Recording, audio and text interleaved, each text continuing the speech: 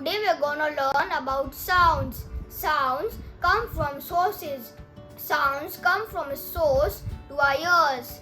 Sounds travel from materials like string. And in today's video, we are gonna learn how to make a tin can telephone. So let's quickly get started. Hello, Yarvi. Hello, Rivan. I could hear you. Okay, Abhay, very good.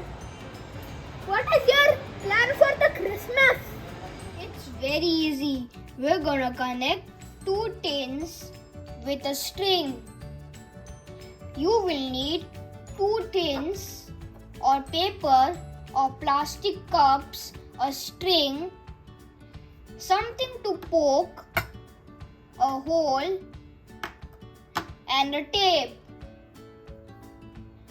Safety tip: if you can't poke a hole in the cup, ask your parents to help.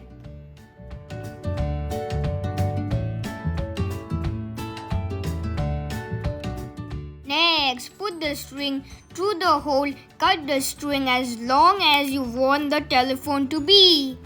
Put the string inside the hole. Tie a knot at the end. Use the tape to stick the string to the bottom of the tin and repeat with the other tin.